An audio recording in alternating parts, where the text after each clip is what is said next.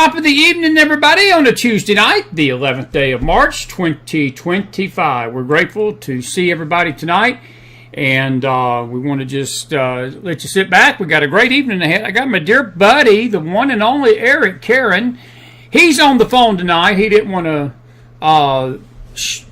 blind you with his brilliance and blind you with that bald head of his, so he decided to go phone tonight. And, that's all right. I hear you have a face for radio, Caron, just like they tell me all the time. That, Thank you. Yeah, I know. You know, it's me. I have to give you jazz, man. It's good to see you. How are you tonight?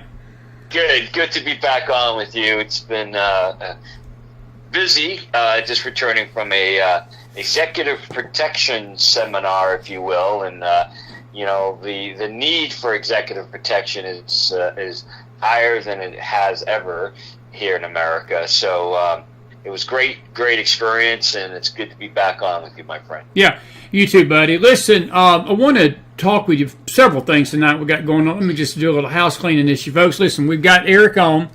Just do us a favor. No big paragraphs, not a bunch of stuff. Just give us till the end of the show. We're going to take your questions. And just let us discuss some things so everybody can hear it without distraction tonight. But we'll take your questions. We're glad to have everybody on the show with us tonight. But, Eric, I want to talk to you first about this Syria thing. We were talking before we came on. Yeah. And we warned folks. I remember back when this thing happened in December with Bashar al-Assad.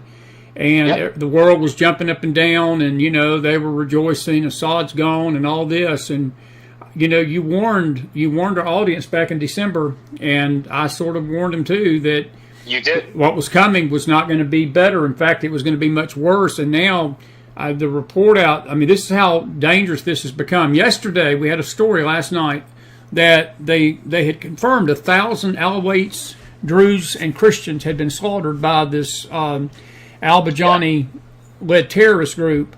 And just today. We talked about it a little bit on our K-Star program, but 7,000. That number has jumped from 1,000 to 7,000 have been confirmed that have been slaughtered just since Friday. And, bro, we warned that this was coming, and now what we've got ISIS the second, do we not? I mean, that's pretty much what we've got in Syria. We've got the resurgence of ISIS. Yeah, and just as brutal. I've seen some of the video on TikTok that's been posted from Syria. Brutal massacres and beatings. It's outrageous. And here we are again. Colin Powell told George Bush when he was the first George Bush Sr. During the first Gulf War, when George Bush and others were contemplating going into Iraq, and he pushed the Iraqis out of Kuwait back to Iraq during that battle war. There were many saying, "Hey, Mr. President, this is your time. Get into Iraq and topple Saddam Hussein and take the country." Right. And Colin Powell has that famous line to the president, and it's been noted many times: "Mr. President, you break it, you own it." Right. And he decided not to go into Iraq. And so here we are, and to take down Saddam Hussein, because, you take down Saddam Hussein, and here we are, life is not much better today in Iraq. And how many, thousands of Americans were maimed, thousands killed over these last decades, for what, may I ask? I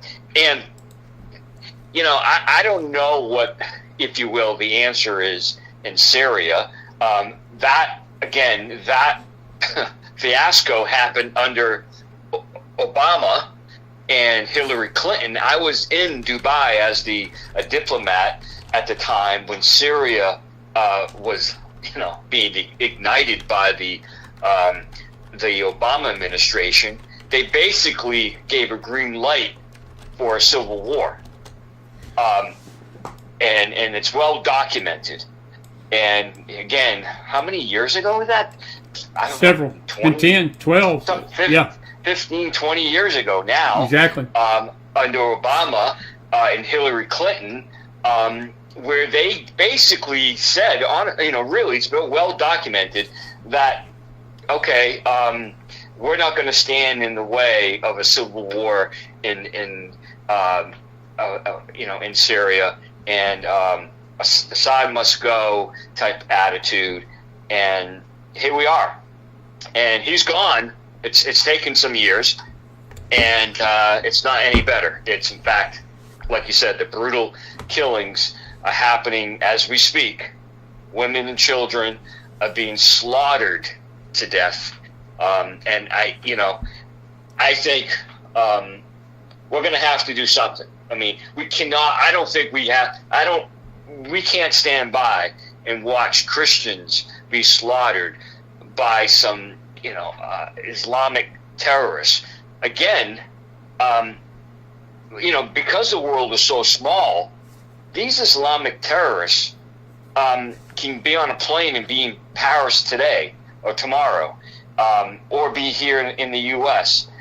I mean, we need to intercede and stop the slaughter tonight in Syria. And I hope the president does something, because innocent people are dying. Yes, and Eric, what surprised me a little bit that he's not addressed this yet. Now I know he will. I know that nothing catches him by surprise, but he's not really responded at all to what's going on over there just yet. And I expect him to this week.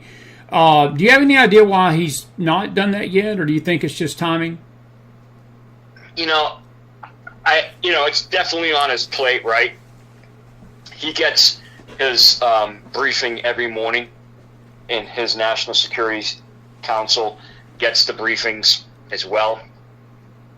So it's on the plate. I think he's going to have to make some strategic decisions once all the facts are known, and he's going to have he'll have some options placed in front of him as to what are we going to do, Mr. President? Because he's going to, if he doesn't, I think he's going to respond sometime in the next 24 to 48 hours. I don't see him doing nothing, only because, again, we're talking, like you're saying 7,000. That could very well be 20,000. I mean, because who's getting into the north? Who's getting into these pockets of Syria where no journalists are going to go and count the dead bodies that are being... I mean, I saw images and videos last night of men being walked into their graves. I saw that too, Eric. Is this the same group, Al-Bajani? Now, the story was in Gateway Pundit last night. This is the group that Biden and then basically had taken off the terror watch list. And, of course, when you take a terrorist off a terrorist watch list, what do? They go start doing terrorist things again, just like Hamas. And Trump was pretty strong with Hamas, and I look for him to be pretty strong. But do you think this draws us in to that region again, like it did before when Trump was here the first time here? Because that's the million-dollar question. What do we do? I mean, Trump's going to have to send troops. We're going to have to eradicate this group just like we eradicated the first time. Right. And first of all, let me just say that I don't know for sure, but it wouldn't surprise me if the U.S. government supported this guy. Really? The guy that toppled Assad, that was rushed out by the Russians. It would not surprise me that the U.S. government somehow, directly, indirectly, meaning through cutouts, was supporting this organization. Yeah, that's so it's going to come. So it's going to give it some time, but it wouldn't surprise me that the Biden administration, that means State Department, USAID, propped him up. That means CIA, that means others, basically said, "Hey, we want Assad gone," just like Hillary Clinton did, and Obama. Yeah. We want Assad gone. So, you know, we're gonna play both sides against the middle, and we'll support this group because, as you know, Chris, there's probably let's say a half a dozen terror groups running around Syria, different fractions, if you will. This group was one of probably a half a dozen. Okay, different names: ISIS, Al Qaeda, different spin-offs, and basically they're gangs. Chris, if you look at the video, you see basically middle-aged young men, gangsters, who now say they're ISIS or Al Qaeda or whatever other group they want to call themselves. But there's probably about a half a dozen right now in Syria, splintered groups. This group right now, my guesstimate, was supported by the U.S. or, again, directly, indirectly, to topple Assad. And now we're left with this. We've created. I mean, this is not it wouldn't shouldn't have surprised anybody. This is not the first time we supported a terror group like the Taliban in Afghanistan. Yeah. Good stuff, buddy. And we're going to sort of stay on top of this. I'm sure that we'll be calling on you because I firmly believe that we got to do something. And I'm looking for him to address this week or next because it's jumped just since Friday. The figure we had Monday night, last night, was 1,000, and then it was reported in one outlet that it was 4,000.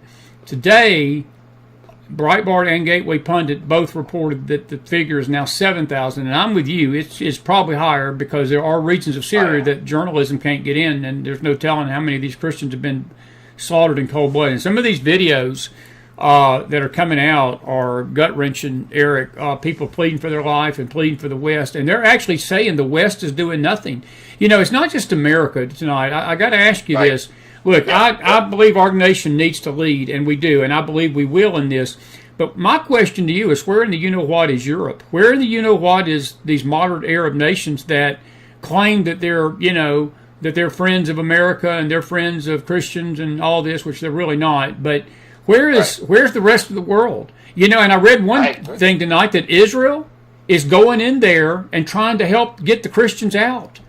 And that sort of blows that theory that Israel's the big bad bully in the Middle East. She's helping the Christians get out of Syria tonight. Yeah, well, you're absolutely right. Israel is probably the only nation in the region that is willing to get its hands dirty. I mean, the Turkish government is in bed with the current leader. I mean, and it's the Saudis, the UAE, all those other Middle Eastern Arab countries are standing on the sideline right now. Some probably supporting him unofficially, and Israel's the only country who, behind the scenes and maybe overtly and covertly, are trying to stop the carnage. I don't see anybody coming to the aid of the Christians. I don't either. Or any other religious minorities in Syria. Let me ask you, not to interrupt you. Go ahead, man. Not to interrupt you. I do want to ask you a question because I saw something and I want you to chime in on this. You know, Assad, you sort of mentioned Hussein. Hussein was a brutal dictator. He was a maniac. Assad was the same. The crazy thing about Assad, Eric, he protected Christians. And I got something to say about Vladimir Putin tonight. I know Vladimir Putin is out there being portrayed as the devil incarnate and the most evil, wicked leader on the planet. Can I tell you something? I've talked to Christians in Russia, and they say that Vladimir Putin is their greatest protector right now. Go figure. And the persecution of the old Soviet Union, the communists sought to eradicate Christianity. Well, Vladimir Putin has pretty much let the Christians practice their faith. I've got a dear friend, they run a radio station. I was on it briefly about 3 or 4 years ago, and I saw him last year, and he told me, he said, Chris, he said, we are actually enjoying more freedom in Russia than you all here are in America. And at that time, Joe Biden was in office, and he told me, he said, you all have got greater restraint on you as people of faith than we ever do in Russia. Why do you think that's so? I know that a lot of people have said that Bashar al-Assad was part of a minority, and he felt the empathy for these Druze, he felt empathy for the Alawites, the Christians, because he was a Sunni, and that's the minority branch of Islam. I mean, they're sort of the redheaded stepchild of Islam, are they not? Yeah, the Shia Sunni, if you will, the two major sects of Islam. I don't know the answer to your question, Chris. I do believe that, the U.S. at the time, again, with Assad, was somewhat, listen, he was a brutal dictator, but we were able to keep him in a box and keep him in check. And maybe it was through the, aid, directly or indirectly of aid, and the politics we'll never know on a national, international scale right here. But that's true. But here's the thing. I think right now, tonight, the America, Israel need to come together and help these children and women who are being raped and murdered in cold blood, and men who are being forced to crawl to their deaths and beaten and shot as they crawl into their graves. We can't stand by and watch any more than we can stand by and watch what the hell is going on in Sudan, where same thing is happening, where we got tens of thousands of South Sudanese people dying. And if not for us, but who? And I know that this administration and Donald Trump, is the last thing he wants to do is to get into the middle of a war again in Syria. I know that. But we have to. But lives are at stake. Well, Eric, sometimes we can't stand by. Yeah, we can't stand by idle. I don't see how we stand by idle and watch. I think and aid and abet a group of terrorists who, like cancer, it will spread. That group, if you've seen the video and the equipment they have, all the small arms, large arms, aircrafts, that cancer, that Islamic threat in Syria will certainly spread. Yeah. Well, we'll follow this, but I will say this before we move on to something else. There's an old song, Tower to the County, and it's about a young man that didn't want to fight, and they did some bad things to his wife, and he finally realized he had to fight. And they've done some bad things to Christians, Eric, and you just described almost to a T what the Hamas terrorists did to the Israelis back in October of 23. And you just gave a play-by-play book of what's already happened, and the world has sat by and done nothing about that. It grieves me. It grieves me at the silence. It grieves me at the silence of the church here in America. You got Christians being slaughtered in Syria, and there's very few voices that are covering this story. I know we are. We've been covering it since last we first heard about it Sunday night, and we didn't mention it Sunday night. I think we actually did mention it Sunday night on our Faith show, and then we talked about it, and I've talked about it 2 days in a row on a radio program. And look, it's a serious situation. Let me ask you about Russia and Ukraine. Since we're talking about Russia, the report was today that Rubio and he got Zelensky to agree to a 30-day ceasefire if Russia will come to the table and accept that. We could have the beginnings, at least. We're not going to say it's going to be full peace, but at least the beginnings of a dialogue where these two will stop this bloodletting and this fighting.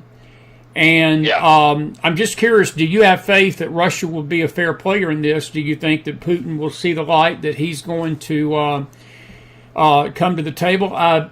There's mixed bags of reaction to this out there tonight. There's some reaction that says Putin is already getting cozy with Z at China because he's sort of sick of what the United States really has done to him. And Eric, look, to be frank with you, this was provoked in many ways. I'm not, and people want to say, well, Putin did it first. Well, yes, Putin did attack first. There's no doubt about it. You can't argue that point.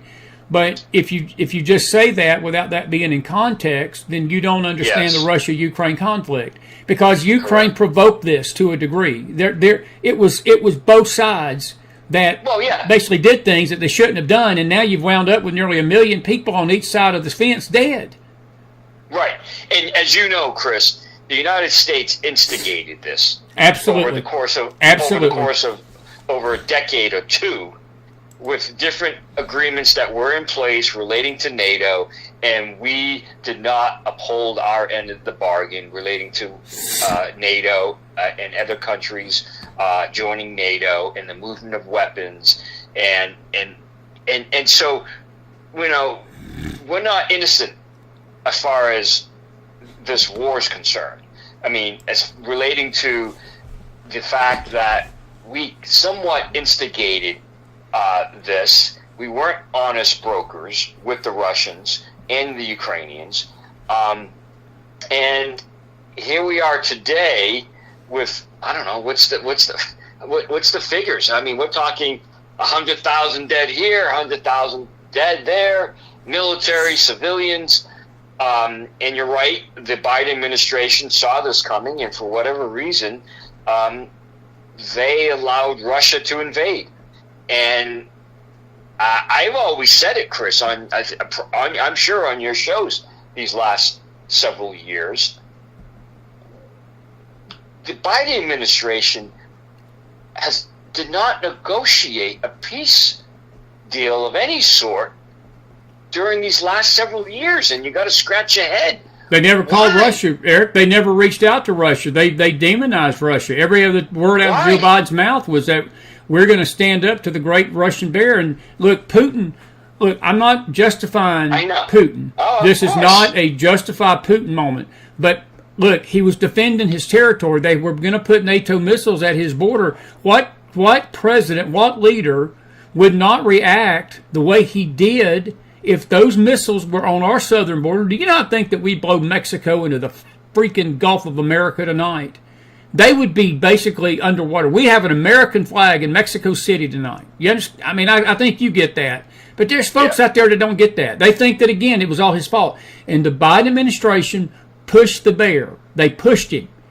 And I've watched even spiritual voices out there claiming that, Russia. And they've never saying Ukraine, because that Ukrainian government, Eric, is as corrupt as it can be. And we saw that on display when he came here showing his backside to Trump 2 weeks ago and didn't even thank us for $1 until after he got embarrassed by it and almost lost his government over it for the $350 billion we gave him compared to the $100 billion that Europe loaned him. It's ridiculous.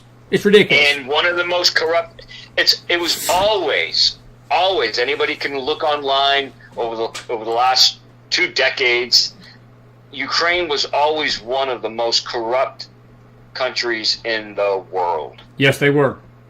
And it's well documented in State Department reports, country reports. Anybody can Google it and see those reports. Ukraine country reports. Put in 2002 or 3 or 4 or 5, 6, 7, 8, 9. You'll see the corruption in Ukraine. And so the good news is this, Chris. The United States agreed to immediately lift its pause on all military aid and intelligence sharing to Kiev. And, Ukraine expressed a willingness to enact a 30-day ceasefire. You hope, for the sake of all these people who are dying these years, you hope that the Russians agree. But the proof is in the pudding. We don't see what's being outlined in this peace agreement. And you know as well as I do, these agreements usually take days, if not weeks, to work out. So here we are. Donald Trump is doing something that for doing something that Joe Biden should have done the first day of the war. Speak to the Ukrainians, speak to the Russians, and get these two nations to stop killing each other. Can he do that? Do you think he can do that? Yeah. I do. I think I'm hopeful that over the course of the next few weeks, there will be a meeting of some sort. I'm surprised. I got to be honest with you. I'm surprised Zelensky is still, if you will, in the picture. I was seriously thinking he would have been gone, meaning that Washington would have said this guy's not an honest broker, and he's got, for some reason, he has a death wish for the Ukraine nation, because if he thinks he's going to beat Russia, he's insane. But here we are. He's still in the picture. I do think over the course, if the Russians agree to this initial peace plan, I think you'll see some hopefully meetings in the coming week or two, because Trump wants this to end tomorrow. He's always said it. This has got to stop tomorrow. So let's keep our fingers crossed. Let's say a prayer. The Ukrainian people are dying. The Russian people are dying, and soldiers, of course. It should have never happened. And thank God for a president who knows how to talk and negotiate peace. Yeah, interesting. Good stuff, man. Well, listen, several other things real quick here before we let you go. You've been a jewel as always. One question has already popped up in Facebook. Someone said they read where Putin offered a refugee camp. I have not read that. Have you heard anything about that? Who has? Putin. A refugee camp for? I'm not sure who the refugee camp would be for. I don't see Vladimir Putin offering anything right now. I think that he's holding out. And look, I would be very careful about these people reading this and that on the internet, because there's a lot of people saying a bunch of stuff.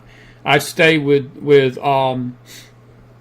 secure services and stay with folks like the McFiles, and Caron. Yeah. I hadn't heard that. But anyway, hey, listen, the other thing I want to ask you about, me and you have also talked quite a bit over the last 3 or 4 years about the Biden crime family. We've also talked a great deal about the Epstein list. Pam Bondi has basically promised to give us full transparency, and I hope so. Yeah, somebody came on the show last night. They came in the chat room, and Leslie Millwee had made a point that she was a little disappointed in how Bondi's handled it, and that's all she said. And somebody was like, "Well, y'all need to be patient." Eric, it's not about patience at this point. Look, I like Pam Bondi. I think she's going to be a good attorney general. But with such a sensitive subject, it's best that if you don't have all the goods in your hands, just hush. Don't tell the media. Don't tell Fox News. Don't let Sean Hannity bait you into getting a good wow moment for his ratings, that you're going to release all this stuff. And then when you release what you do have, 90% of it's redacted, and you can't see half the crap that we really want to see. And my question to you is a pretty blunt question. Do you think we're ever going to get to the bottom of that Epstein list, and do we actually get the truth at some point? Do you think we do?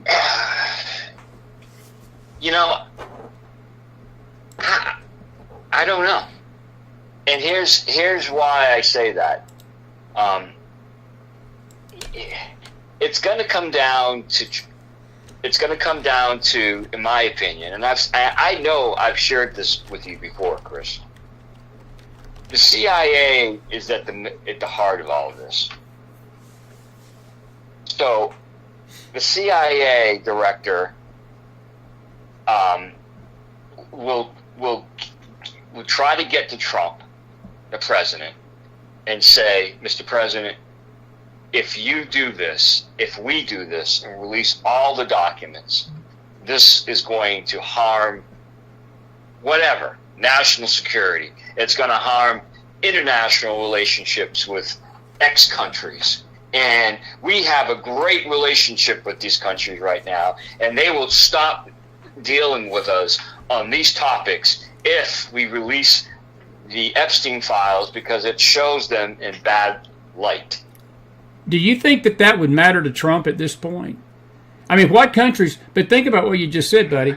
Why would countries be concerned about basically bringing to light a pedophile unless they're involved in pedophilia? If I was the president of the United States, and those countries, and my CIA director come to me, I'd be finding me another CIA director. I'd look at him and say, well, what's more important? Our relationships with countries that produce pedophilia or getting the truth out there? Because if there's people in these countries that basically raped and murdered and trafficked kids on that island, I'd like to know about it. That's just me. I mean, am I being too simplistic about that? I think you're being somewhat naive. Okay. And I can say that with all due respect, of course, brother, only because, I know a little bit about the CIA. I know what they're capable of doing. As you know, I spent a few months in Langley investigating the CIA for obstruction under Bill Clinton when it came to technology transfer by U.S. companies to China for missile programs. And CIA basically gave a roadmap to the U.S. targets of our criminal investigation. Because why? Even though up front they said, hey, we're going to work with you guys on the law enforcement and support you guys, and we're going to help you. All the while, they were backdooring us and gave the targets a roadmap to the criminal case. Why? Why would you say? Why? Why? Because the ends justify the means. They wanted to preserve their 50-year relationship with their sources, and this criminal case was, who cares? It's just a criminal case. This is a relationship we spent decades on working on, and they've been so great with us these years past, and they provided all kind of help, and they did this, and they solved all the world's problems with us, and they did great work here and there and everywhere. So, yeah, I know this criminal case, but who cares? So my point is this, Chris. Epstein, all indications to me, based on what I know, directly and indirectly working with the CIA. God only knows who else he was in bed with as far as other foreign intelligence agencies, and what they were doing and when they were doing it, and on who the target was and who he was collecting information on, and all this other stuff. I'm just telling you, Chris, from years of experience with the agency, and the agency has good people, don't get me wrong, but something like this, push comes to shove, criminal case versus national security and CIA, and this could jeopardize national security. This could, reveal sources and methods. They're going to bang that drum as hard as they can and try to convince the president this is the wrong thing to do. Yeah, well, we'll see. I mean, and again, I see your point, and, I'm not even disagreeing with you. I know that there's a lot of people in this public, though, Eric, that want answers. And I think that I do too. I think Pam Bondi would have been better off not to say anything than to promise that we're going to have full disclosure. And you're right. And I'm just saying that's just my opinion. What is your opinion about Pam Bondi in general? Can I be honest? Yes. Yes. This is the McHonesty files. Yeah, you tell me how you really feel. Well, listen, I'm not saying she's certainly not. She's certainly an experienced state prosecutor. Right. but she's walking into a position of the Department of Justice with tens of thousands of employees scattered throughout the country. In fact, scattered some in foreign countries. That she's never had to deal with the CIA before. Right. Probably at the state level. She's never had to deal with, the Director of National Intelligence and the NSA. She's I'm just saying, I think she's a little over her head right now. Okay, fair enough. That's a fair assessment. No, I think that you've got a very accurate tale, and I think that's what I've heard the scuttlebutt about her out in the public, that great lady. There's no question in her patriotism and no question in her loyalty to Trump. I think that she's going to have President Trump's back. But this job of Attorney General is not for the faint at heart. And I've got to say this, it's not for YouTube personalities. It's not for Fox News personalities. You got to have somebody that is going to be able to withstand the media's onslaught and do what's right by the country. And I guess the jury's going to be out on her. I mean, that's all I got to say. I think she's a good lady. I mean, we're not down talking her, but I think that being a Fox News personality and being the Attorney General of Florida is a little different than being the Attorney General of the United States. And well, listen, I can tell you, I've worked with state attorneys, prosecuting bad guys, and because sometimes what happens that the state has a case, and then the feds will adopt the case as well. So the state charges somebody with X amount of crime or crimes, and then sometimes after they're done prosecuting the individual, they'll turn them over to the feds to prosecute, because there are multiple federal offenses sometimes that happens, right, by an individual. So I've worked with state attorneys, if you will. Good people, great prosecutors, street-type prosecutors, most of them. But again, this is the U.S. Attorney, the Attorney General, who oversees all the U.S. attorneys in all states. And they have depending on the size, they have about 25 to 50. Eastern District of New York, the Southern District of New York, Boston, L.A., New York, goes on and on and on. We're talking tens of thousands of employees, and we're talking thousands of active criminal cases involving espionage, involving terrorism, involving drug smuggling, involving corruption. It goes on and on. And some of these cases, she's never prosecuted. That's very true. She's never prosecuted. That's very true. She's never prosecuted, an espionage case or a terrorism case. I'm not saying, again, I'm not like you. I'm not saying she's not a well-schooled, educated attorney, but this is going to take a while for her to learn. There's a learning curve here, and what I'm saying with the Epstein case, there's a lot of moving parts, and the CIA is the big dog on the block, and they will put a tremendous amount of pressure on her and the president if they believe, and it may be true, but maybe not, but if they believe it's going to harm their relationships with foreign governments, or it's going to make them look bad. Because there's no doubt Epstein, there's no doubt in my mind Epstein was working for the CIA. In the other part, Secret Service was all over that island when Bill Clinton was going. So Secret Service is going to look bad as well, because these agents going to the island, what did they see, what do they know, and what do they know it? And so this may not look very good on the Secret Service guys who went over and saw underage kids with Bill Clinton. And what did they see? So there's a lot behind the scenes going on here with the Epstein case. Well, I think a lot of people want to try to keep that quiet for various reasons.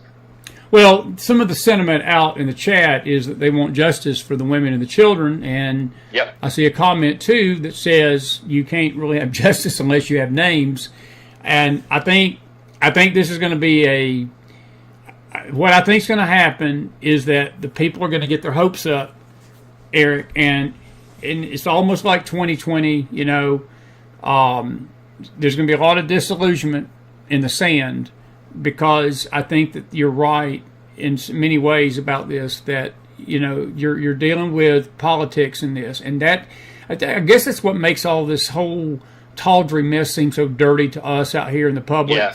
Because you've got the world's probably the greatest pedophile that we've ever seen in my lifetime, what this man did. And I mean, I don't even know if we'll ever know everything he did. There's a lady sitting in the Tallahassee federal prison named Jelaine Maxwell that probably knows, but she didn't kill herself, and Jelaine didn't choke on an enchilada for supper next week. Because I'm telling you, man, she holds the key to everything. She knows what went down, and she knows she knows the names. She knows the big leaders, the world leaders. There was a report out that I think the new Prime Minister of Canada had ties to Epstein, and they're trying to sort of quelch that. And again, we're not accusing him of anything, but I mean, everybody, there's no telling out there who and what did what and went what. And, you know, and again, right. I tend to agree with the sentiment by some that just because they were on a plane doesn't mean that they did anything bad. And you know, unless they can prove there were acts of pedophilia committed down there on that island, and you're going to have a hard time putting anybody in jail. It's not as easy as it sounds. I know that we want justice, and we need justice. Agree. And there's a part of me too, Eric, I wish we just closed the books. Give us because, you know, she got exactly as Lane Willard just said. I mean, she got exactly from the government what they expected. That was a redacted list. It's time to he's dead. You know, you ain't going to be able to get him, and it's going to be hard-pressed to prosecute anybody. That's just my opinion, and we got about 5 minutes. I'll let you wrap us up on that. And I got one other question to ask you before we leave. Well, let me just say that there's you know, the FBI did you know, you have to remember, Epstein had been charged at least once or twice before in Miami, and he got a sweet deal. And why that was, and in my understanding, again, the CIA stepped in during that first prosecution, where he got a sweet deal, and the CIA. Believe me, I've done this. I've worked with these people. I've gone through this on more than one occasion, Chris, with the agency.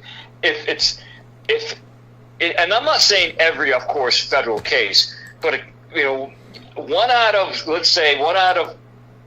50.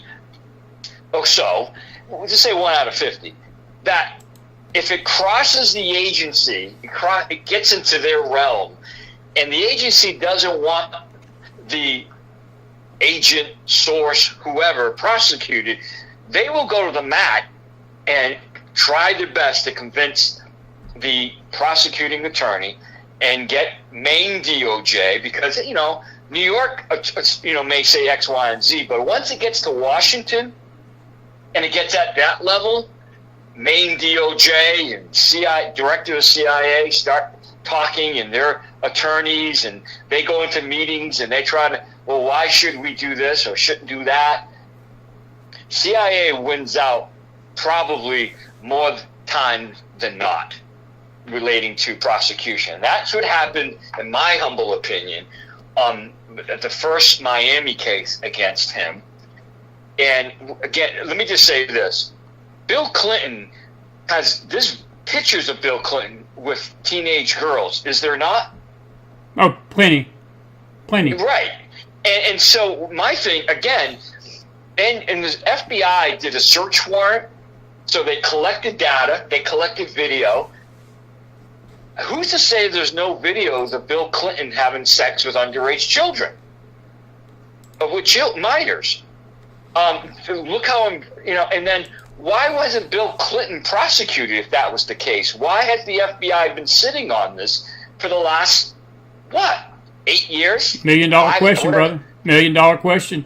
And again, that's answers that a strong attorney general has got to get to. And I'm willing. And again, I see it, the sentiment again tonight, and I get it that we need to be patient, and I do believe we need to be patient. But Pam Bondi needs to be careful what she's promising if she can't deliver it. That's my only thing. Correct. It's just I agree. Be patient. I'm okay with being patient. I'm okay with waiting this out.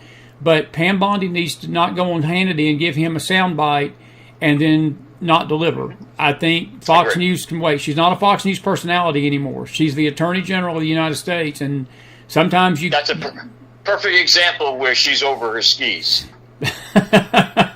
She's over. You know what I'm saying? She's over her skis. I've never heard that one before, Caron. Oh yeah. I mean, that's what she did. She went on. Whoever said, "Hey Pam, go on. They want you on Fox tonight." Great. They want me on Fox. That's great. What am I going to say? Say this. Right. Okay, great. And then the next day, humana. There's no meat on the plate.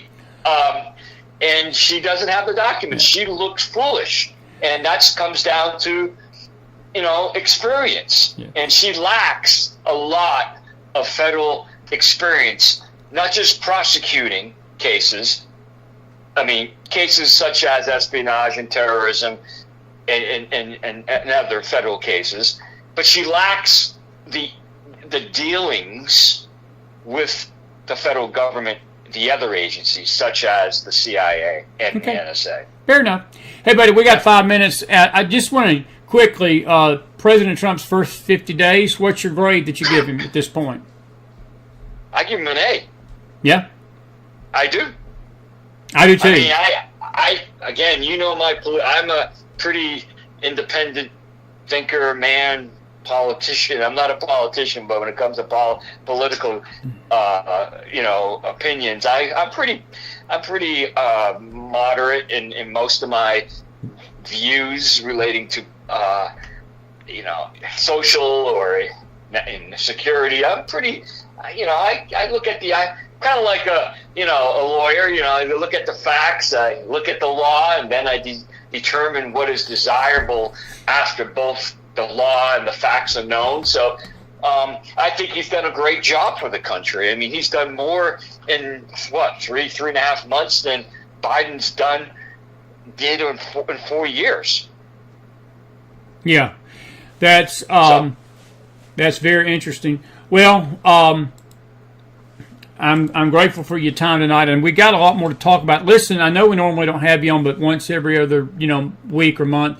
I'd love for you to come back on later this month if you're around, and let's pick this up, because I know there's going to be a lot of development stories. So hang loose next week and the next, and we I'm anxious. Okay. As soon as the Epstein case breaks, I promise to come on with you, because I want to see. I don't want to say I was right, but I want to see. I hope I'm wrong. I hope they release everything. You want to be right, and that's okay if you do, because I think we'll talk about this outside the camera and that clam chowder we're going to have soon up in New England, buddy.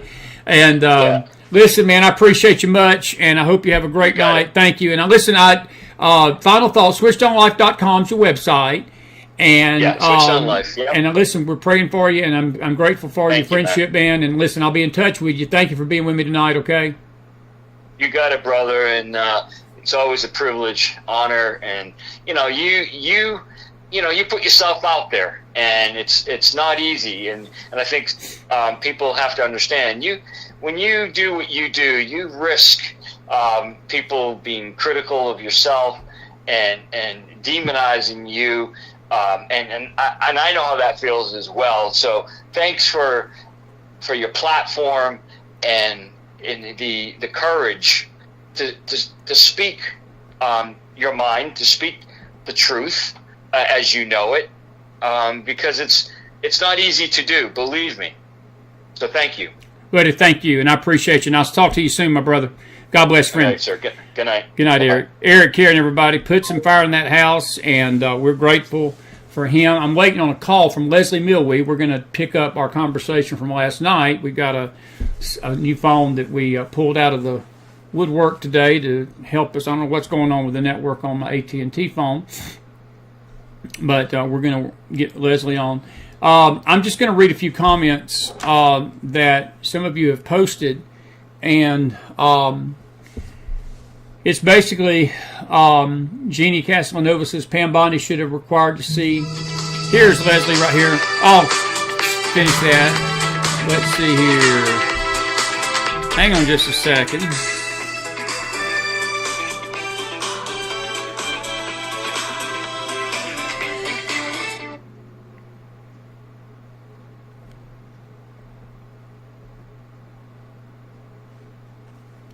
Hang on just a second. I don't know why that phone don't want to do it. Hang on just a second. Is that Leslie there? Give me 1 minute here, folks.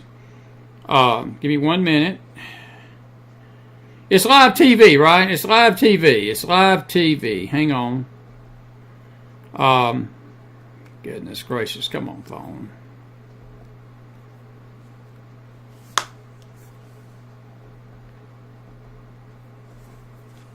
Bear with me here just a second.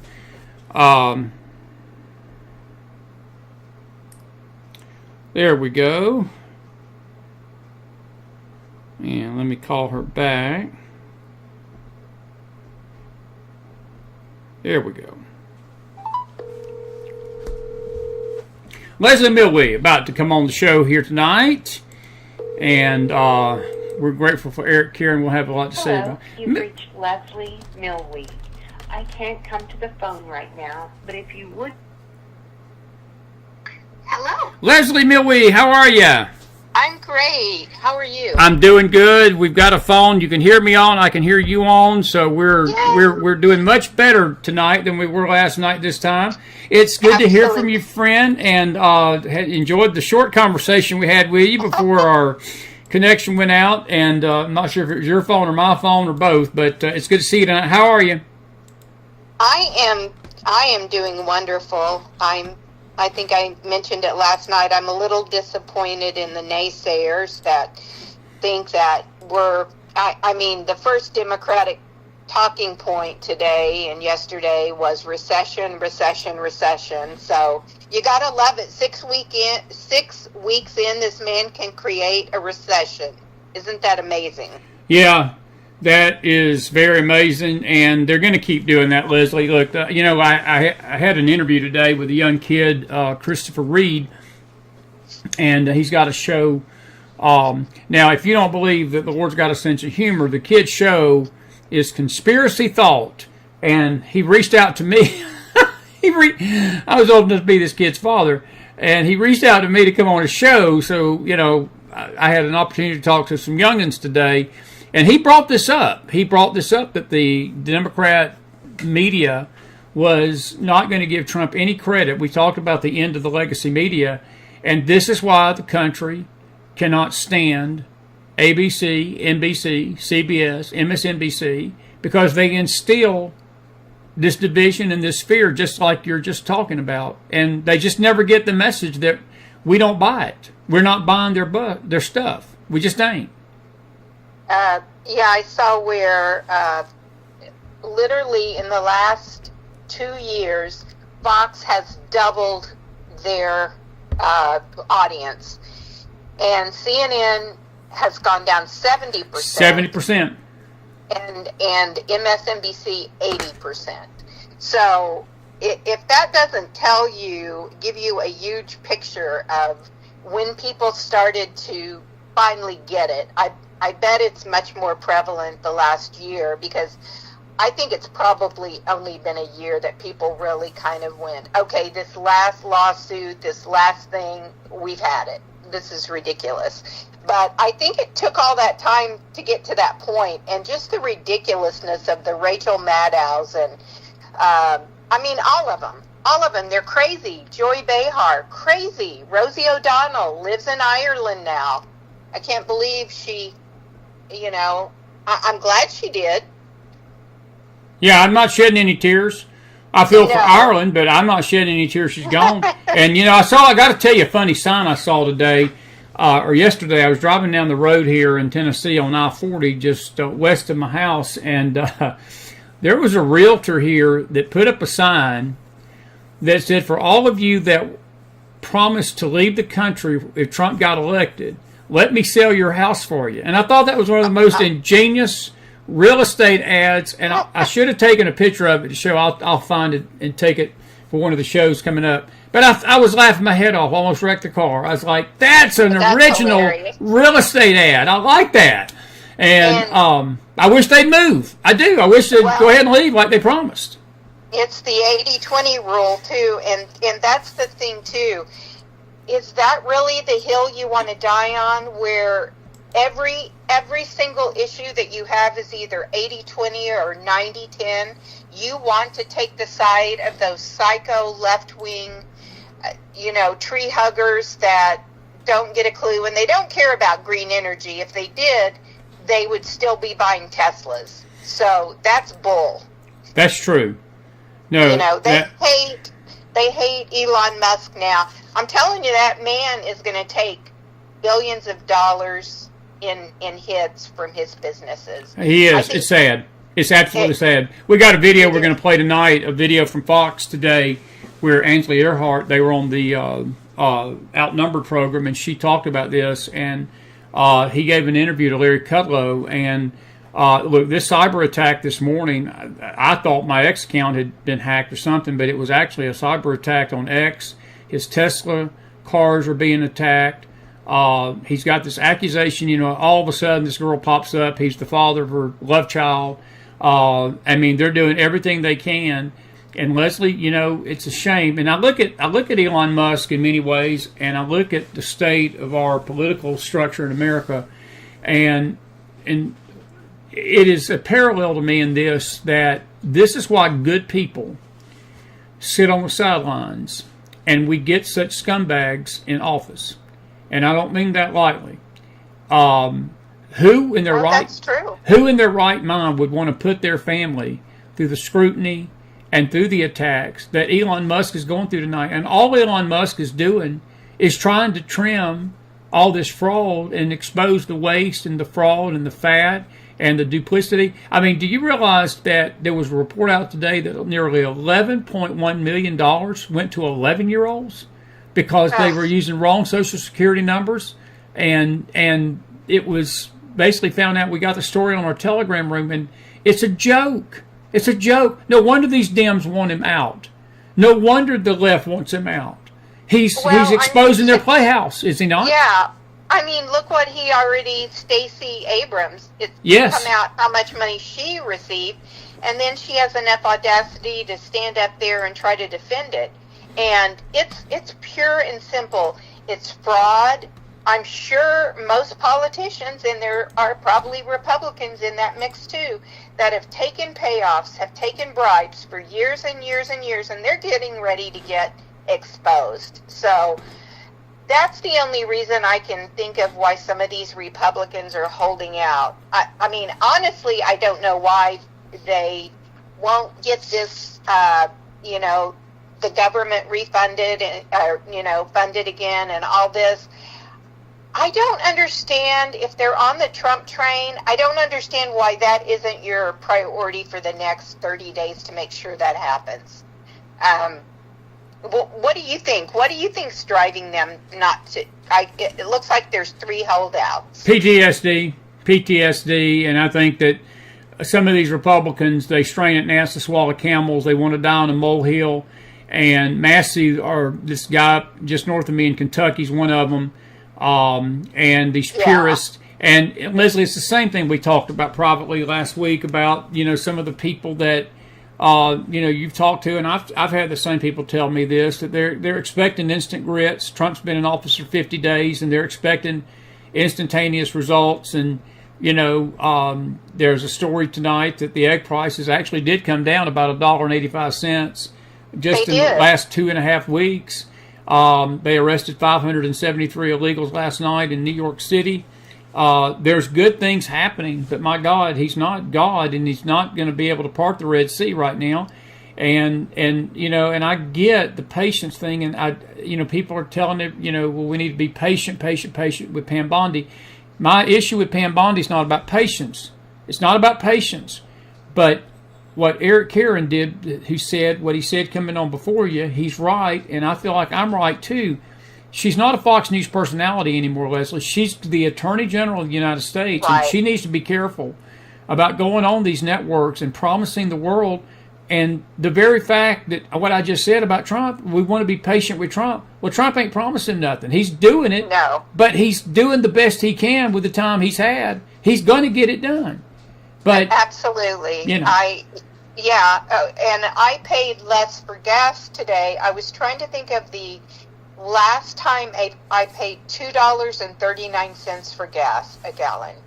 I can't remember it being lower than that in my last 3 or 4 years. Now, we have good gas prices here in Oklahoma because we refine so much. There's no transportation costs. There's no extra taxes. So, like Texas, we, really have a pretty good deal. It's usually not as affected. But, I think that's pretty darn good, too. And you're right. The eggs I bought last night were almost $2 less than what I paid for 3 months ago. yeah, and again, I just think that, okay, let's be patient with Pam Bondi. Okay, we'll be patient with Pam Bondi, but let's be patient with Trump, and let's be patient with the country and these things. There are people on the right that are wanting everything fixed tonight. It's not going to be fixed.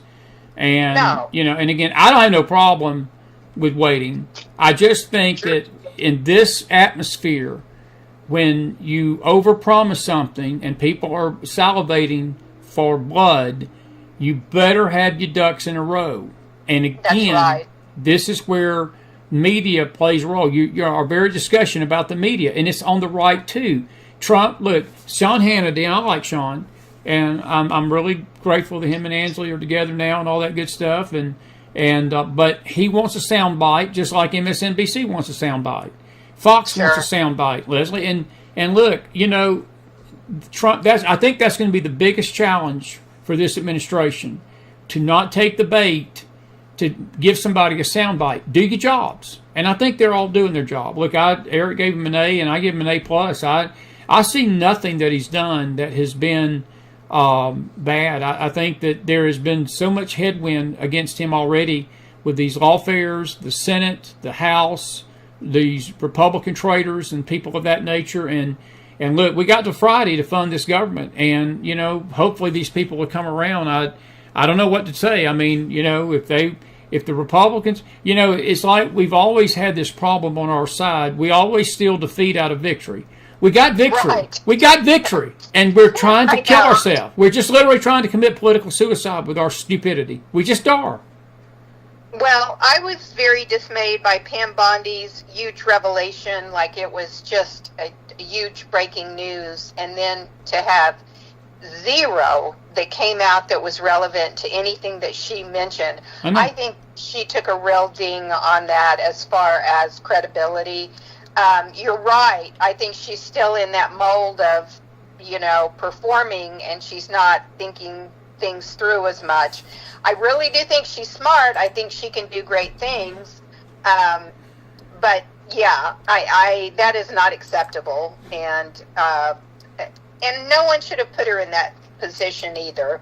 But it is what it is. We don't protect our own like the Democrats do. No, we don't, and that frustrates me beyond no end. You're absolutely right. We have got we got this purity test that if somebody looks the wrong way, or they wear something we don't like, or they blink their eye wrong, we're ready to kick them to the curb. Democrats are not like that. Look, Jasmine Crockett can get on television, use the F-bomb over and over and over publicly. They go out there and publicly say F Trump. We're going to F Trump. F Trump. I know. F Trump. And the lady in the House the other day, this is bull crap, and said the word. I know. Bull S. And if a Republican does that, then it's not the Democrats that's calling for their censure. It's not the Democrats calling for their ouster. It's their fellow Republicans. Well, we've got to maintain decorum. Well, I tell you what, if you got to maintain decorum for that, then maintain decorum for the Dems and kick their butts out of Congress for doing it. If you're going to hold the Republicans to that standard, hold the Democrats to that standard. Jasmine Crockett's the darling of the Democrat Party tonight. They No, don't turn on their own, Leslie. They don't. No, and she's got a filthy mouth, and she's about as smart as a box of brass tacks. And she, God love her. She reminds me of AOC when she first came out. Just the brashness, obnoxiousness. I know everything. I'm smarter than you. Kind of. Yeah. A whiplash.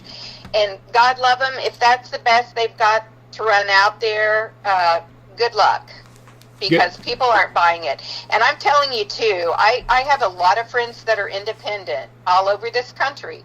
And the one thing they do say about that, they find that just repulsive that these Democrats are cursing at Trump, the presidency, what Al Green did.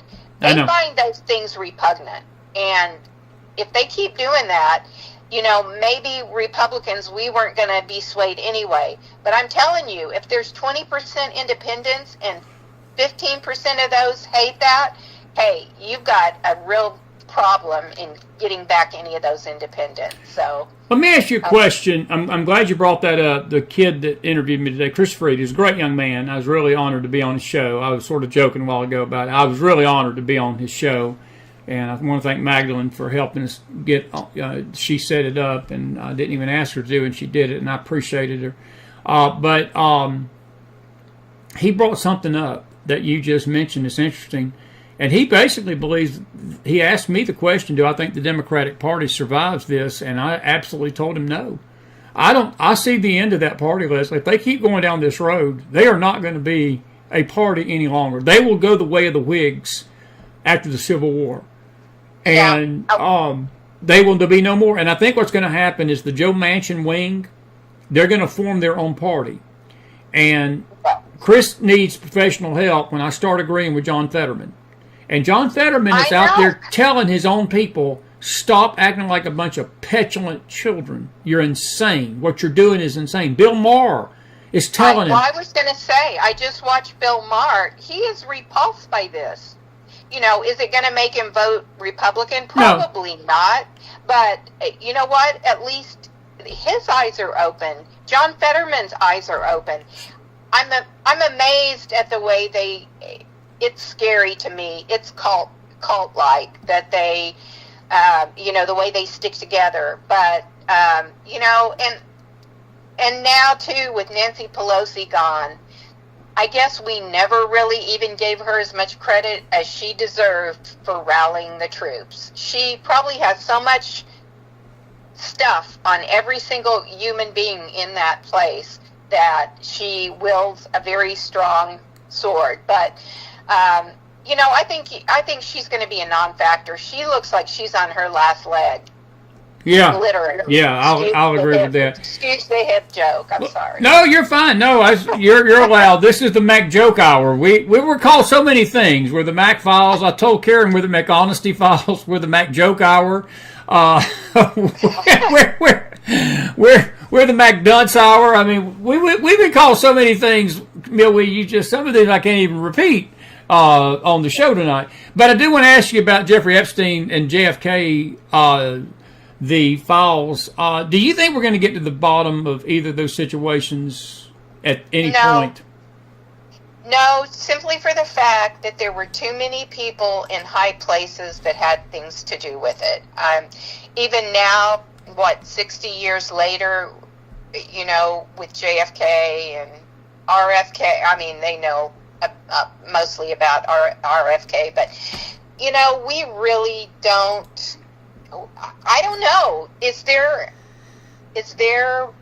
paperwork and records and information that has the truth in it, or did all of these CIA, FBI guys cover all of that up 50 years ago? I mean, I don't know.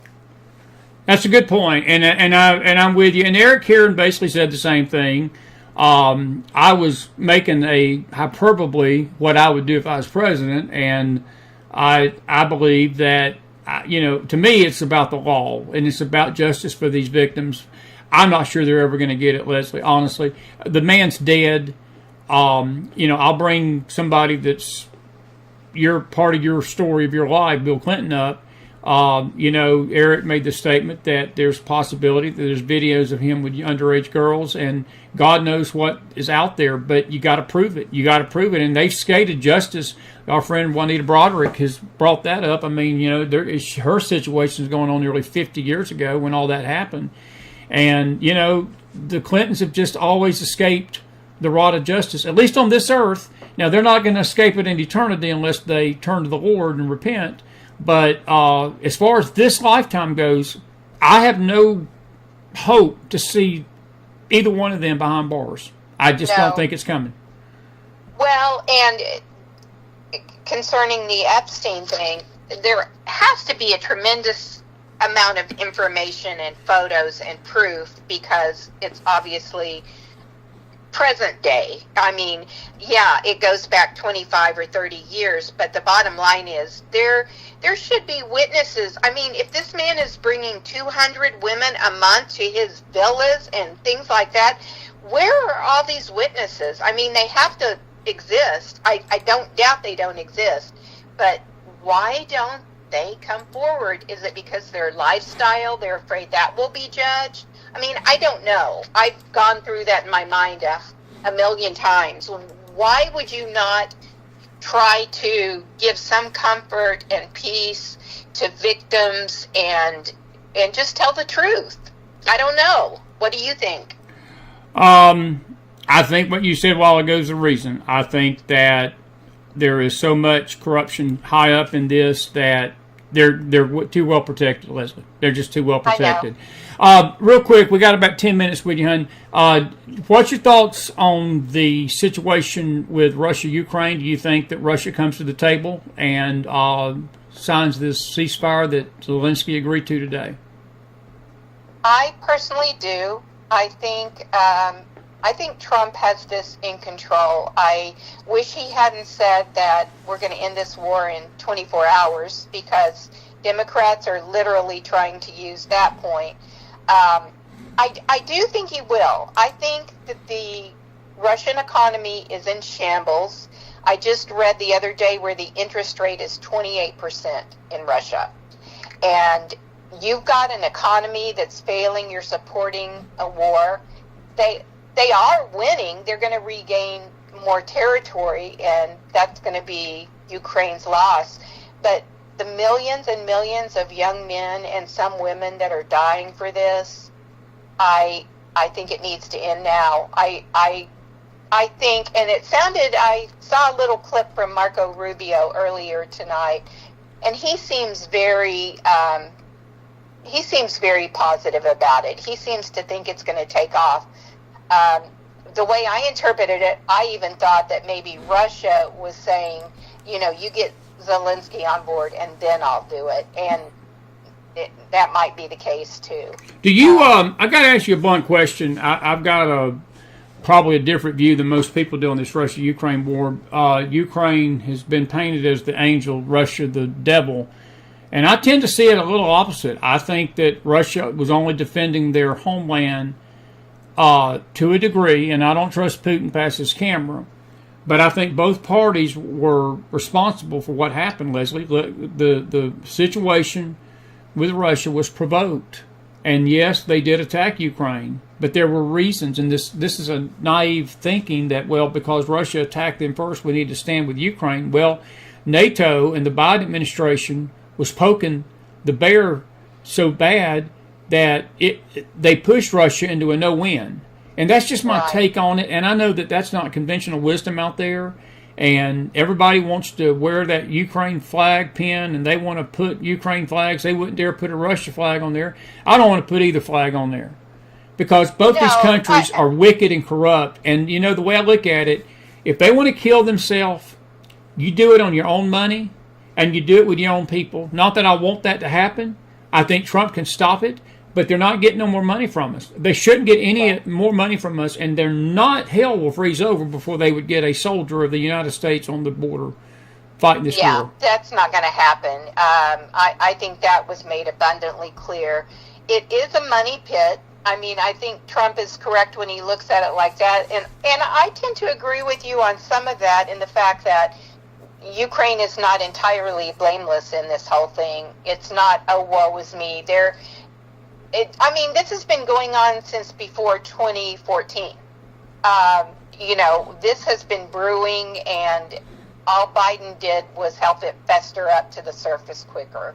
And, we should have, with Obama in office in 2014, we should have taken steps, and there should have been diplomacy, and these things should have been hashed out. But you and I know that didn't happen, and it honestly didn't happen under Trump either. No. But with Biden's lack of leadership and weakness, it was the perfect timing for Putin to go in there. Well, so they demonized, but Leslie, not to interrupt you, they demonized Russia going back to 2016. Was it not the Russia hoax that was perpetrated by Hillary? When you get down to it, that Steele dossier and all that stuff, and it was nothing but lies, pure, unadulterated lies. And the country believed it. The world believed it. And the media believed it. And some people still talk about it. And they still talk about it. Which blows me away. I'm like, do you still believe in Santa Claus? Because that is not real. Do you understand that's been proven not to be the case? But the Rachel Maddows and those people, they're so desperate to have any viewers whatsoever. I mean, MSNBC was gutted. It was literally gutted, which I find delightful because all they do is lie. I wish they'd go after The View next. But, all they do, they're so negative. I don't know about you, but I'm as happy as a clam. I wake up every morning thinking, what has my president done overnight that's going to be great for our country? I'm with you. I really do. No, I'm with you. I am. I'm totally with you. And again, I think that there's a different Trump. I mean, we're dealing with a different man than we did the first time. He's changed. There is and I think a lot of the problem is that some people get it, some people don't. I get it. I get a sense of humor because I'm similar to him. I got a very dry sense of humor. I say things sometimes. People think I'm being serious, and I got my tongue 6 feet in my jaw laughing about it. And he says a lot of things that he really ultimately is making light about, and it's just called a dry, sarcastic humor, and it's something this country could use a little bit more of, and take the stick out from between the two calves of the backside. I'm telling you, and it's just like these miserable people do not have a life that hang on every word he says, and let them stew and let them pee on themselves, let them do whatever they want to do and be miserable. If that's what they want to do in this life, have at it. And I'm even talking to someone on our side that cannot take a joke and cannot see the goodness of what's going on. Look, is it perfect? No. Will it be perfect? No. Will any of those cabinet members be perfect? No. But Leslie, we're on the right path. And I think for 50 days, I tell you what, I've seen more done in 50 days than I've seen the last 3 presidents, Clinton, Bush, Jr., Obama, and Biden all put together didn't do this in any of their terms. Well, we have so many wonderful accomplishments. I think, first and foremost, I think the economy and everybody that has any kind of 2 brain cells they can spark together ought to understand that it will literally take at least 6 months to a year to kind of, turn the ship around on a lot of these programs and letting tax cuts expire and all of these things that have to fit into the big equation for the economy. Yes. Eggs, it's just such a tiny, small part of it. But then when you put that together with the energy costs, and we have energy boom, and we add 9,000 people to the workforce for the auto industry last month, that happened like in 2 weeks. We're building more cars here than we have since 2011. Isn't that mind-blowing? Very mind-blowing. 2011. Very mind-blowing. Very interesting stuff tonight. I'm going to get you back on soon because I got a lot more to talk to you. We ain't talked in a while. I'm glad you're over your bronchitis, by the way. I'm glad you're doing better, my friend. Thank you. And I really do appreciate your insight to this. And do you think that the the Republicans are going to hold this line in the House? Do you think that we're going to wind up with still a majority? There's rumblings tonight. There's some troubling news out of New York with this Stefanik seat, and we basically got these rhinos in there already. And Leslie, we got to have that House solidified. We just do. And I mean, I think our fight is just beginning. We got to work hard for 2026. We got to get more Republicans in the House and the Senate. We just do. And I hope that Trump will rally the Republicans like he has on the votes for the cabinet, things like that. We did have several people that really were on the bubble. I mean, really 3 or 4, and he got every one of his picks through. Yes, he did. He did. With that being said, I think he does have a lot of power, and he will call them out. He says right to their face, I am going to primary you in a year and a half. You will not be in the primary. And he means it, and I like that because I think he's got a plan. What do we have to lose by trying it and acting in unison? Because we haven't done that, and what we're doing is not working. Let's try this, that's the way I felt about Massey, and I heard a few others. I mean, you even expect the Susan Collins and, those people to kind of go haywire, but there should be no reason people don't vote for this big, beautiful bill that's coming up Friday. They got to. No reason. There's no reason other than politics if they don't. And if they want to put politics before the American people, then they're going to pay a price for that. They're going to pay a high price for it. My dear friend, thank you for being with us tonight. I appreciate you. You're welcome. It was my pleasure. We'll talk to you soon. Thank you, Leslie. Bye-bye. Leslie Millwee, everybody, a dear friend of the show. And for those of you that don't know her story, she was... we'll have to share that with you sometimes, but Leslie was affected by the Bill Clinton arm back in the 1980s, and she was the one that you never heard about. And long story short, Clinton tried, but he didn't succeed. And Leslie and husband Bill were dear friends, and we interviewed her way back in 2018. I've known Leslie since the early days of the show, and met her a couple of times, and just a dear heart, and we're grateful for her. Grateful for Eric Caron. I feel the same way about him. He is a good man, and we've had 2 great guests tonight. I want to make this quick. It's already 10:30 in the East. I'm going to address some of the questions I see coming up in the chat room. Put some fire in that house, Far, while you're at it. Bob says a lot of pressure on Trump. Appointees need to just give Pam Bondi a chance. Bob, as I said, I've got no problem with giving Pam a chance. I don't think that this is an issue of us giving her a chance. I think most people, Bob, are willing to do that. I'm not one of these that's expecting instant grits. But what I am trying to say, and I think this is what's going to be her either success or her failure as Attorney General. She's going to have to resist the temptation to be a Fox News star. She's not on Fox News anymore. And I'm with Leslie. She promised a lot of things by the Epstein list on Hannity's show last week. And it's really been nothing but a nothing burger because it's been so redacted. There ain't nothing in it that's relative to what she said. Now, has she seen things that she's probably not revealed? I'm certainly sure she has. And that may eventually come out. And there is also the possibility that there are things that she's waiting to reveal. And I'm all more than willing to give her that. She's got to be careful, though, because even on our side, people hang on every word that people say. I should know that because I'm a talk show host, and I know that firsthand.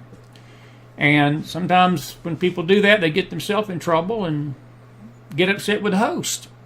But anyway, I'm with you, Bob, and we're going to give her a chance. We're giving her a chance. I think she's a good lady. It's not a question of her being a lady. Carol Smith, do you think people are impatient because they're frustrated with all the talk and no action of the past few years? Carol, that's a good majority of it. Yeah, I mean, I think that I think that's just. It's not just the last few years. It's the last few decades, 50 years, going back to the 70s, 80s. We've had very, very few leaders in that White House that have done things for the good of the country and the good of the country alone. It ain't just Elon Musk that has taken a hit in his personal wealth doing what he's doing. Trump has taken a hit. I mean, there's figures out there that when he entered the White House back in 2016, he was a multi-billionaire, and tonight he's lost billions of dollars. He's the only politician that his net income has went down instead of going up. All these crooked congressmen and these crooked partisans in Washington, they come in broke. They come in on poverty. Look at Stacey Abrams. That girl was working at Waffle House before she ran for governor. That lady's worth $20 million tonight. And probably more than that. She's probably pocketed that $280 million, or how much of that grant was that she got for a sweetheart deal thanks to Joe B. I mean, it's unreal. It's uncouth that Stacey Abrams would be in that place. But she is. She's corrupt. And you people in Georgia, I'm from Georgia. I'm a Georgia boy. You should be ashamed of yourself that she even came close to beating Brian Kemp. Not that I'm a big fan of Brian Kemp. The Republicans would be wise to put good candidates out there so we don't have people like Stacey Abrams almost taking over your state.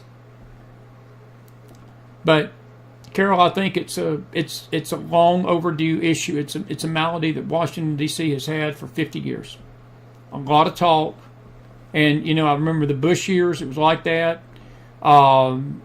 Trump tried his best to do the same thing the first go around, but he had swamp people around him that were talking, but they were always talking against him. They were subverting his will, and they were subverting his ways, and sticking knives up his back, and I think he learned a lesson that first time. It's a different feel to this time, because he's got everybody, for the most part, rowing in the same direction. And these reports that Rubio and Musk are at odds with each other's faults. And I think it was, I was listening to Greg Gutfeld yesterday. Gutfeld's coming to Knoxville. I'm going to try to get down and see him.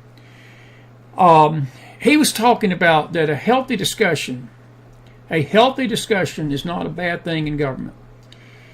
I don't want Trump's cabinet to be just yes man to Trump. There needs to be disagreement. There needs to be discussions. There needs to be some maybe voice raising sometimes. As long as they're working for the same cause, it's okay to have different perspectives of how you get to that cause. It's okay. I'm okay with that. I've got family members. I don't see eye to eye on everything. And we have healthy discussions about things at times. But at the end of the day, they're still my family. I still love them. I still hug their necks. We laugh about it when it's all over. We hug each other. We don't say, I'm not going to speak to you for 10 years or 15 years. We don't do that. We're McDonald's. And, I've got children that don't understand Papa and Daddy. And, if Daddy comes down on you, I'm not coming down on you because I hate you. I'm trying to get you to see a point. And maybe you're right, maybe I'm right, I don't know, but we're still family, regardless. And when it comes to government, it's a good thing that you have discussion. And if Marco Rubio and Elon had a disagreement, it's not the end of the world. I think Leslie's point is well taken. The media is going to go out there and paint it in their liberal way, and it's going to look like it's the end of the world, but it's not. It's not. And I think reasonably thinking people with a reasonable mind understand that. But I do feel your comment is right. There is a frustration in the public on our side that we've been promised things for decades, and they've never come to pass. We're as close to having some of the things come to pass that we wanted to see for a lifetime in this administration. And I got to say this, if we don't get it done these 4 years, I don't know what's next. Even if J.D. Vance gets in, there's no guarantee he's going to be the strong leader as Trump. There's not going to be any guarantee whoever's coming next, DeSantis or any of them, will be the same cloth and the same fiber. And I'm not saying we put all our hope in Trump, because God's God. I think God's given us another chance. Is it our final chance? I don't know. But I just don't see anybody on that horizon that is going to make the kind of moves that Trump has made and not worry about it, because he's a lame duck. That's the other thing. He ain't got nothing to worry about. He's not running for re-election. He can tick them off and say, if you don't like it, like he did Canada today. By the way, Canada caved on those tariffs. Trump, they threatened to cut off the electricity to New York, Minnesota, and Michigan. Trump said, okay, cut it off. I'll just increase your steel and aluminum things by 25% and 50% come April the 2nd. Guess what happened 2 hours later? That same supervisor up in Canada that threatened that, he basically called the Trump White House up, and they had a come to Jesus meeting. And Trump said, or the Canada said, I don't think we'll do that after all. Trump said, okay, fair enough. I'll hold the tariffs off. Now, the media will look at that Trump bullied Canada into that. No, Trump didn't bully Canada. You do something to us, if you're not going to treat America fair, we're not going to treat you fair. And we love you Canadians. It's not about you personally. This is just government stuff. This is government talk. That's another situation that these governments that have disagreements, folks, it's okay. It's okay. It's not the end of the world. But if one government is screwing another government over and the government that's being screwed over says, hey, we're tired of you screwing us over, that's not bullying. That's just being a good leader. That's just being a caretaker of America and cared for the American people. It's not how the media looks at it. That's okay if they don't. I'm okay with it. Because we Southerners are like that. We will drink a cup of tea with you and scream at you in the same breath. And then we'll hug your neck afterwards. We'll hug your neck afterwards. Anyway. Wayne, I have no idea about Vance in 28. I have no idea. I have no idea whatsoever about that, and I don't want to speculate on that. Anyway, it's good to see all the folks out here tonight. We had a really good crowd, folks. We were pushing close to 300 live viewers, and we probably got more than that tonight. They quelched our numbers, and so good to see everybody. Corey says Canada needs to tone down their flexing, acting all tough. It's not a good look for them. Corey, I'll agree. I just think it was funny today. And again, I've got dear friends that are from Canada, and this is not a reflection on Canada. I think that there was a lot of animosity with Trump and Trudeau. I don't think Trump liked Trudeau the first time, and he liked Trudeau a lot less the second time. Carney is a short-term fix. They're about to have elections. If this Pierre gentleman gets in, I think our relationship with Canada will change because you'll have two conservative leaders. Will we agree on Canada with everything? No, we won't. But I think that leadership is everything. And if Canada gets a Trump-like figure, then I think that we can come to a meeting of the minds. Because, look, I'll just say this. America doesn't need to take advantage of Canada no more than Canada needs to take advantage of America. But what Trump's doing is not taking advantage. He's just trying to even the playing field. I think at this point, Trump's willing to just break even and keep us from being screwed over. But it's not just Canada. It's Mexico. Definitely China. It's all of them. It's all of them. Anyway, good to see you tonight, friend. It's good to see you tonight. It really is. Anyway, Dennis, your question about why do we always view Russia as an enemy? You know, that's a good question, Dennis, and we have. I think it goes back to the former Soviet Union. They were an enemy, and they're still an enemy when you get down to it. But Putin has showed signs at times that he's trying to keep a relationship with the United States. And look, you know, people don't remember this, and they forget that Bush Jr. had Putin at the Crawford Ranch in the mid-2000s, and I didn't see anybody, you know, making a big deal about that. I mean, there were some on the left that did, but the right, some of this criticism about Russia is coming from the right. And I just think both parties are at fault here. And I just pray Russia will come to this table and let's stop this killing. That's all I care about. I can't answer the word why, Dennis. I can't get in the minds of people. I think it's a lot of political, geopolitical things, but I think it's just they were made the boogeyman a long time ago, and they're still the boogeyman to most. And I'm not saying there ain't the boogeyman. What I'm saying is that they ain't the only boogeyman out there. I think China's a far bigger boogeyman than Russia. It concerns me, and I think it was Geraldine last night that asked the question, how do I feel about the three, China, Russia, and Iran doing the naval exercise? I saw the story today. We posted it in Telegram. I don't like it. And there was a report tonight, a news story I read briefly before I came on, that Putin is chummying up to Xi of China because he is getting a little tired. He's growing tired of the rhetoric coming out of the United States about his nation. And he says, if I'm going to be the big boogeyman, I'll be the big boogeyman. You can't blame me. You really can't blame him. And, but I'll leave it at that. Dennis, I guess the best way to say this is all these nations without God are just a bunch of evil beasts. That's how Daniel saw them, Nebuchadnezzar and Daniel 2 saw the images of the world as this great, beautiful statue. When God showed Daniel that same image, and he showed him the same nations, he showed them to Daniel as ravenous beasts. And that's how God views them. And that's all of them. They're evil. They're run by evil forces. So none of them are good.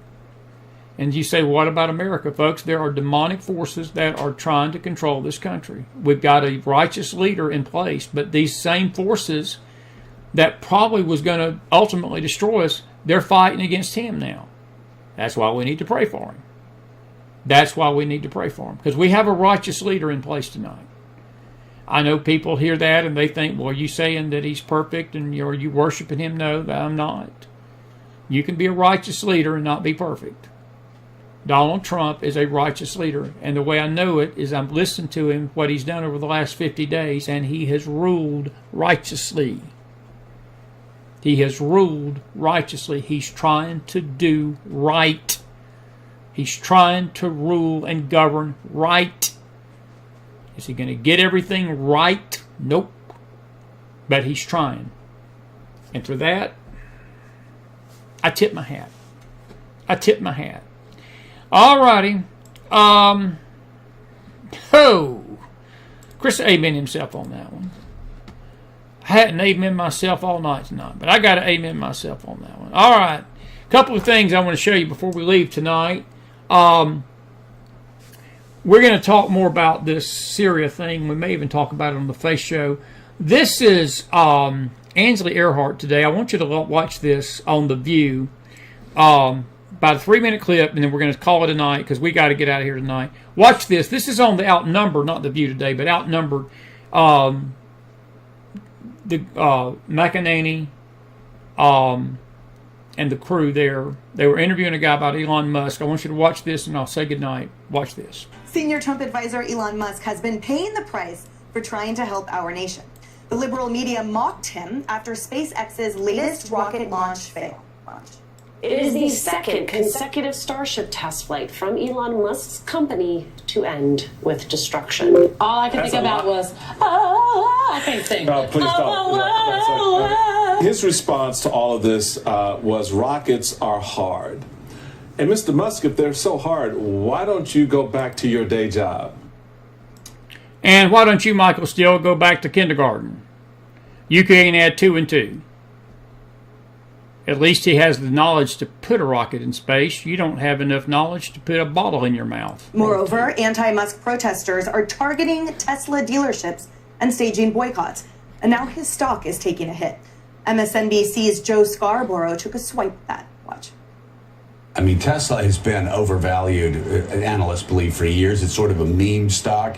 People are investing in sort of the genius of Elon Musk. That's obviously been shattered over the past couple months. Yeah, speaking of overvalued. Now, Musk told Fox Business's Larry Kudlow that he's just looking out for America.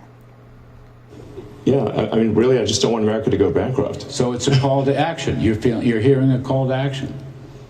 Yeah. You giving up your other stuff? I mean, how are you running your other businesses? With great difficulty.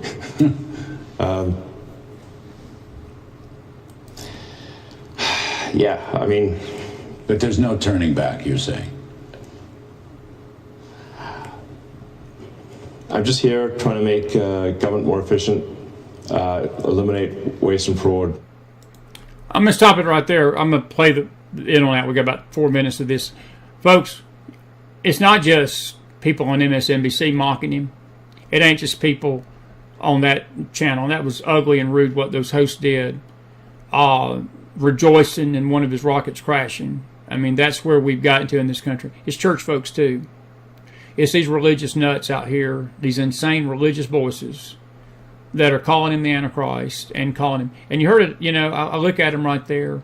His family's paid a price. His businesses have paid a price. All he's trying to do is cut waste and fraud out of America so we don't go bankrupt. Please explain to me how that's the Antichrist. Please explain to me why that's evil. Please explain to me. You can't. Roll the tape. And President Trump is coming to his defense, posting this, quote, "I'm going to buy a brand new Tesla tomorrow morning as a show of confidence and support for Elon Musk, a truly great American. Why should he be punished for putting his tremendous skills to work in order to help make America great again?" And that's the question right there, Paul. Why should he be punished for it? Why shouldn't everyone be grateful? Well, the left couldn't wait for this talking point, right? I think Joe Scarborough has a little rocket envy. So, listen, think about what's really going on here. Let's go back 10 years ago or so, right? You remember when Elon Musk was the person who was going to lead us into a carbonless future? Do you remember when the Barack Obama administration lent them almost $500 million, which, by the way, Elon Musk paid back early? We have Teslas, thanks to the Obama administration, folks. These are all Barack-mobiles that are flying around right now, all right? And all of you have conveniently forgotten that. And the reason is because he's showing up to be a cop. He's showing up to say, okay, look, we can't keep printing money this way. I'm a businessman. By the way, I am somebody who paid the government back. I know how this works. And nobody likes sometimes when the cops show up and say, no, you can't do that. But that's really what's happening. He's coming in to be the adult in the room. We can't keep running the printing presses. And that's just the bottom line. And Ainsley, I'm still shocked, frankly, by that point of view being espoused on these television stations, cheering for failure, cheering for potential loss of life or harm to others, cheering Molotov cocktails to car dealerships, and the failure of a genius that is emboldened by trial and error so that his accomplishments can benefit all Americans. Yeah, I mean, he wants to go and rescue those astronauts. If that is successful, can you imagine? They'll still hate him. And by the way, those astronauts that she's talking about there, you know why they're still up there? You can thank Joe Biden for that. Musk offered to go get them. And when Canada threatened to cut the power off, he was already out there today saying, let him cut it off. You folks in New York, Michigan, and Minnesota, don't worry about it. I'll have an electric grid built for you in no time. Roll the tape. He wants to reduce waste and fraud. He wants to save American tax dollars, but they still hate him. He's helping the blind to see, he says, and they still hate him. And then he's making people that have spinal cord injuries walk again, and they hate him. It's evil. It's mean. Laughing because the rocket blew up. I mean, why? I hope that we would never do that, even if we disagree with his politics. They only hate him because they hate Trump. And that's the only reason. But now he has assassination attempts. He has dealerships vandalized, charging stations set on fire. Yeah. Where's the common sense, people? He's saving hundreds of billions of dollars in taxpayer money. It's indefensible. Yeah, you know, the fact that our politics has become tribal. I mean, that's what you're describing. They don't want those astronauts to come back, do they? They want him to fail. Well, they want the country to fail. Yeah. They want the country to fail. And the country was failing when they were in control. So they had both at one point. So you can only imagine how much they wanted to fail, and they're out of power. You know, I do think it's worth mentioning, as we are now on the precipice of maybe Democrats willing to fall on a sword and say, you know what, let's just shut it all down. Let's not give them any more power. I can't believe they're willing at this point to let us fail in that way and not pass a continuing resolution for the budget. They're willing to do it. Get us to the point where we can increase, you know, taxes by not letting them sunset. All of that is coming down the pike by Friday, potentially, as they stand in the way. And why do I bring this up now? Because that would be the epic failure that they could take, you know, credit for and say, we stood in the way of Republicans. They don't care about real Americans, because if they did, they would have heard the calls about Bidenomics not working from the people who said we don't want to talk about this woke stuff anymore. They are on their own train. And I predict they'll run out of tracks unless they figure out what to do. I'm going to stop it right there. There's about a minute and a half, and it's just mainly the same thing. They've run out of track. Listen, it ain't just the Dems, folks. It ain't just the Dems. It's our nation. It's our nation. We've lost something called conscience, and we've lost moral clarity. We talked about that for 2 days on our radio show at K-Star Radio in the afternoons, 2 to 3 every day, kstarmedia.com. We've lost moral clarity in this country. And we're calling evil good. We're calling good evil. People that are trying to help the country are demonized. As I told Leslie, this is one reason why people of good character and good conscience will not run for political office. And that's why we wind up with scumbags in political office. Because there's people out there in this country that have got character. They're good people. But they don't want to put their family through this, what Elon Musk is going through. I salute Mr. Musk tonight. And I rebuke, and I let me change that. That's a bad word to use. I repudiate this stupid religious talk of him being some evil Antichrist figure or demon or whatever. Look, if you're looking to Elon Musk to be your spiritual voice, you got a serious more problem than his Tulsa. I'm not looking to Elon Musk as a spiritual voice. I'm looking to him to do exactly what Elon Musk is doing, and that is cut fraud out of our government. Now, if you get your kicks out of wanting to be relevant on the internet and have to post that stuff to make you feel better about your spiritual self and make you feel good about everybody clapping at that nonsense, you go right ahead and enjoy yourself. The man is losing billions trying to save American people from bankruptcy. Now, if you got a problem with that, you've lost moral clarity. It's like the same people that can't condemn the terrorism that has wreaked Israel and the anti-Semitism that is draining our nation of its soul. And you've got people, the same people tonight, that will not condemn the terrorists against Israel. They have been silent about the Syrian attack on Christians. Melissa, I got your question. I'll answer it tomorrow or one day this week about the history of the Christian faith in Syria. It goes deep. It does. People are being slaughtered and killed and murdered and butchered tonight along this globe for their faith. It's time. It's time that we find our soul. It's time that we search our hearts and find some clarity of mind and be sober-minded. And our prayers for Mr. Musk, and I hope that he continues to do what he's doing. Did you know, by the way, I'll just put this up. This is another little tidbit that you probably didn't know about. I didn't know about it till this afternoon. Where is that?